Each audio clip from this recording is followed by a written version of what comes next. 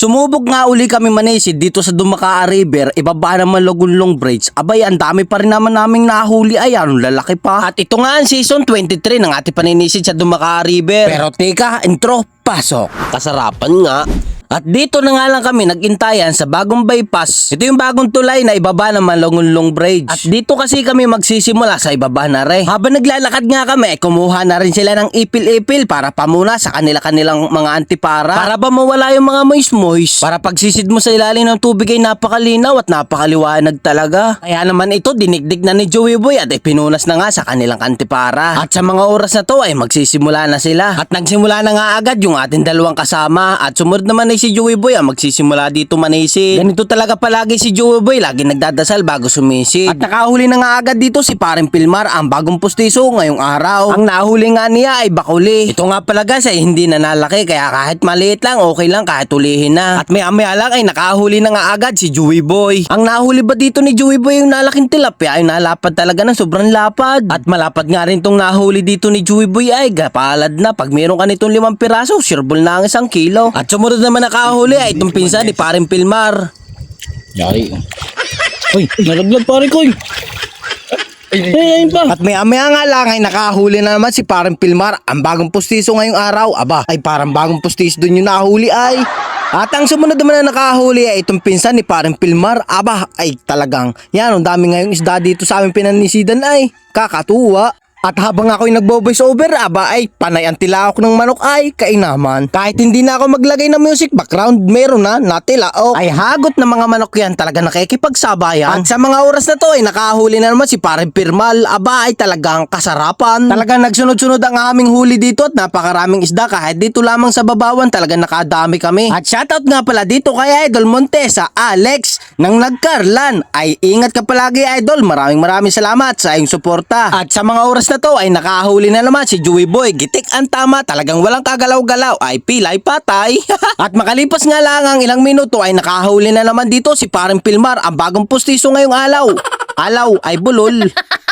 Aba ay malaki nga rin ang huli dito ni Paring Pilmar, ay nakakatuwa naman talaga mga nahuhuli nila ngayong gabi. Ito yung sinasabing nag-enjoy ka na, ay may pang-ulam ka pa sa pag-uwi, hindi ka mamumura ng iyong kapartner.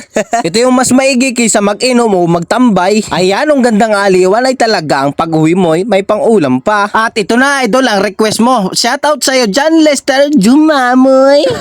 Nakakatuwa naman, maraming salamat sa iyong suporta Idol. Mag-iingat ka palagi, God bless. At sa mga oras na to ay malaki talaga nahuli ni Paring Pustiso ngayong araw. Ay hito naman ay kasarapan. At ito nga pala yung huli ni Joey Boy. Aba, ayan lalaki ayo, nakakatuwa, piling-pili, lahat good size, lahat malalaki. At habang naninisid nga sila ay bigla na lang lumabas yung buwan dito, ay nagulat ako ay.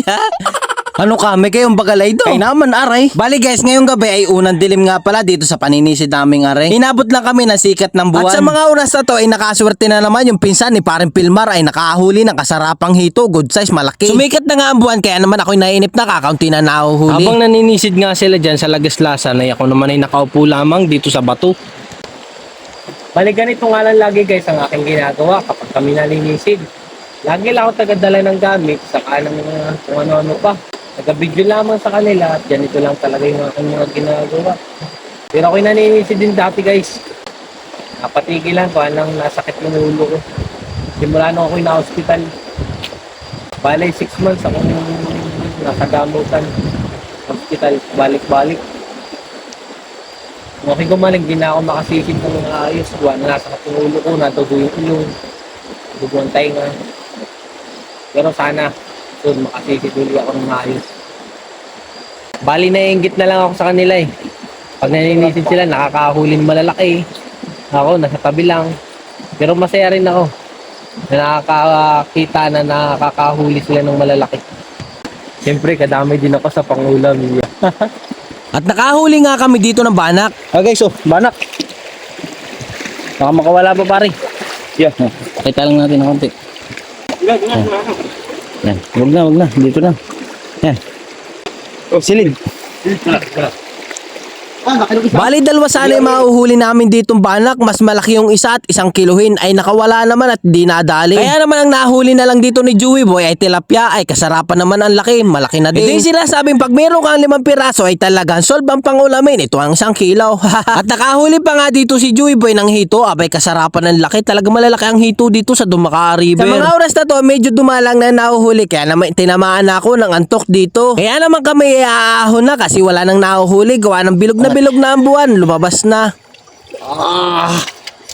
Tumumba pa. At para dun nga pala sa hindi ko pa na siya shoutout ay comment na lang po ulit kayo sa baba. Madami po kasi kayo, hindi ko kayo maisa-isa. At maraming salamat po sa inyong suporta. God bless. At abot dito na lang ang aming video. Maraming salamat sa inyong panonood. Araw-araw, sipag lang. Patungo sa bukas.